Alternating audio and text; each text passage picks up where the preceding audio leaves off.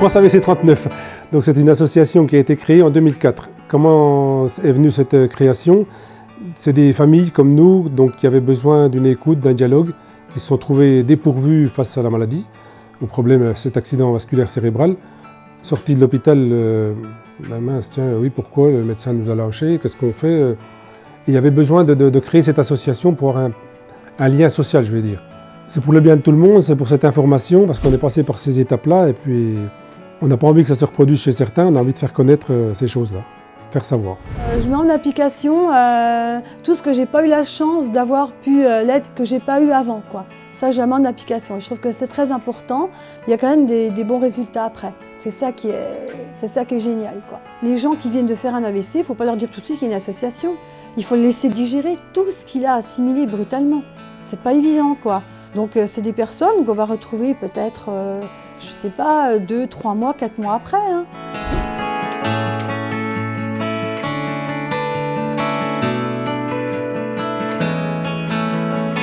En fait, un AVC, je te parle, dans la seconde qui va suivre, je ne peux plus te parler. C'est soudain, c'est subi, quoi. Ça ne prévient pas, rien, bam. Ah ben l'AVC, il ne prévient pas. C'est comme un coup de tonnerre, plaf, ça tombe comme ça. Donc les accidents vasculaires cérébrales, comme son nom l'indique, mais c'est pas toujours simple à comprendre, ça se passe au niveau du cerveau. On a 2 types d'AVC, ils peuvent être soit hémorragiques, c'est-à-dire que ça saigne. Donc à ce moment-là, il y a trop de sang dans la boîte crânienne et ça peut venir comprimer un endroit au niveau du cerveau. Et puis sinon, on peut avoir un accident vasculaire cérébral ischémique et dans ce cas-là, c'est l'artère qui vient se boucher et du coup, vu que le cerveau n'est plus vascularisé, et ben, on peut avoir également des troubles associés. T'es chez toi, bien installé, t'es rentré à la maison, tout. Ben, malgré tout, ce mal-être, il s'installe. Et on a une partie du corps, à nous, qui reste celle d'avant, et l'autre partie qu'on ne connaît pas. Et il faut que ces 2 parties veulent travailler ensemble.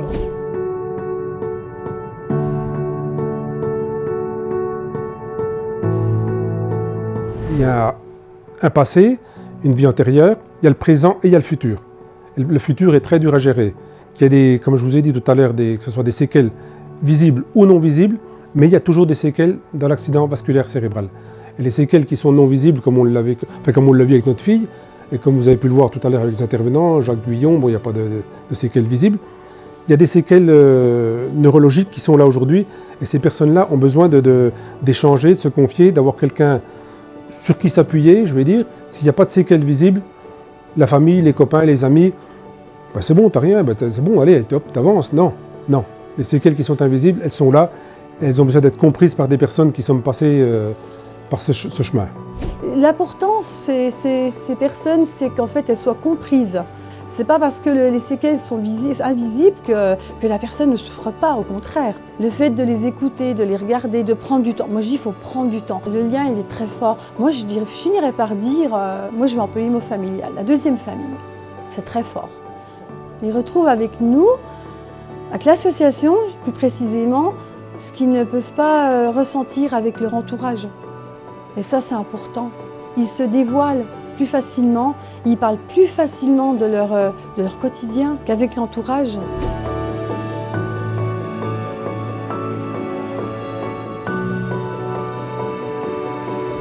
Les associations départementales, comme la nôtre, entre autres, une trentaine d'interventions par an. C'est justement pour faire connaître au public les facteurs de risque. Quand on a l'occasion de pouvoir rencontrer des jeunes, on leur explique bien la prise de la pilule, le tabac, manger des cochonneries, ça multiplie les risques de faire un AVC. Le facteur de risque principal, c'est déjà l'hypertension. Et maintenant, on parle de la fibrillation atriale.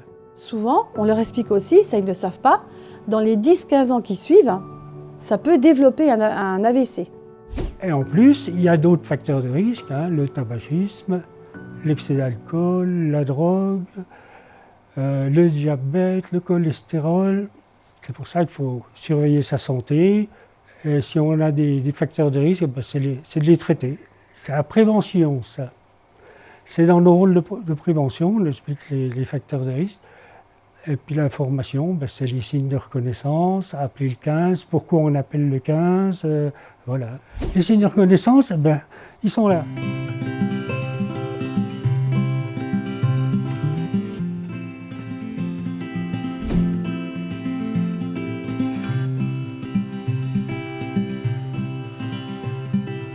Le gars, il a une douleur dans le bras, il ne peut pas parler, il ne peut pas dire son nom, tout ça.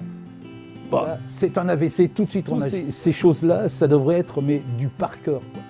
Faiblesse d'un membre, difficulté de parler, on prononce des mots qui veulent rien dire, ou alors la bouche qui tombe, c'est des signes de reconnaissance d'un AVC.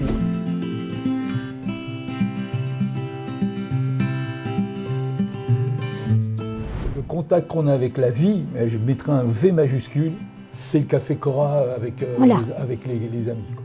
Donc les gens qui veulent venir, ils viennent. Celui qui veut venir, il vient. On peut être 10, 20, ça dépend, ça n'a pas d'importance. L'essentiel, c'est que les personnes qui ont besoin de renseignements, d'aide, les laisser s'exprimer, dire ce qu'ils ont à dire. S'ils nous posent des questions, on répond. C'est la convivialité, que ces gens-là se sentent à l'aise de parler de leur maladie, surtout s'ils en ont envie. Parce qu'il arrive un moment, il faut vider son sac. Ces petites choses qui ne vont pas, il faut en parler. Ils n'en parlent pas forcément avec leur famille, ils en parlent plus facilement avec les gens de l'association. Pour moi, personnellement, ça a été une thérapie de faire partie de cette association, de pouvoir parler. Parce que l'aidant, la maman, on a besoin d'extérioriser aussi et de partager avec d'autres aidants notre propre expérience. Parce qu'il y a de la bonne humeur, il y a de la détente. Nous, c'est hyper important. C'est une réunion de partage et d'échange, oui, c'est ça, là, c'est ça. Oui, voilà, le terme est exact, thérapeutique. Qu'ils aient des réponses, qu'ils aient les renseignements qu'ils recherchaient, et puis si on peut leur remonter le moral, on aura gagné ça sera bien.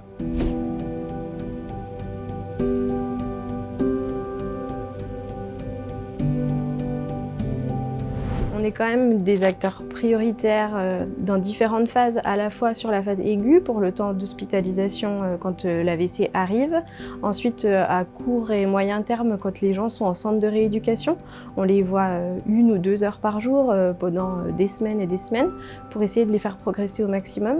Et puis après, sur du moyen long terme, on les accompagne à domicile ou au cabinet s'ils peuvent encore se déplacer. Et puis là, on a un rôle qui est encore différent.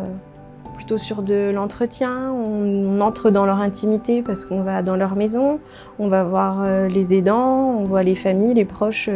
Des fois, on a les enfants qui sont là, qui boivent le café. Ça permet d'échanger aussi sur le ressenti de l'ensemble de la famille. Aujourd'hui, nous avons des références sur les hôpitaux du département. Donc d'avoir des vidéos enregistrées par des neurologues, des spécialistes reconnus, le public accepte. Voilà, ça nous donne un appui. Et puis nous, par derrière, on peut dire, on s'appuie sur c'est le médecin, c'est la voix du médecin. Ce qui est important, c'est le lien qui est entre le professionnel et après l'association. C'est eux qui encouragent, par exemple, les victimes à venir nous rencontrer. La documentation est distribuée, on n'a pas du tout, l'association n'a pas du tout à faire ces démarches-là, ils le savent. C'est pas forcément le rôle d'une association, mais elle peut venir en soutien de ce que nous, on conseille aux patients. C'est là que le milieu associatif aussi a toute sa place, hein. Parce que nous, en tant que professionnels, on les voit 2 fois une demi-heure par semaine. Et puis, on n'est pas forcément là pour jouer aux cartes ou pour lire un livre. Et vraiment, l'action bénévole est importante parce qu'ils n'ont pas la même place, ils n'ont pas le même statut que nous et ils sauront amener d'autres choses qu'un professionnel, par ses connaissances, amène. Un bénévole d'une association qui arrive, il n'a pas le même statut que nous quand on arrive chez les gens. Nous, on est après l'AVC, c'est-à-dire après la médecine, on intervient si les gens ont besoin de nous. Voilà. Et là, on a tout de suite compris que l'association, c'est le lien. C'est l'après. Oui, la bouée de sauvetage. Ouais.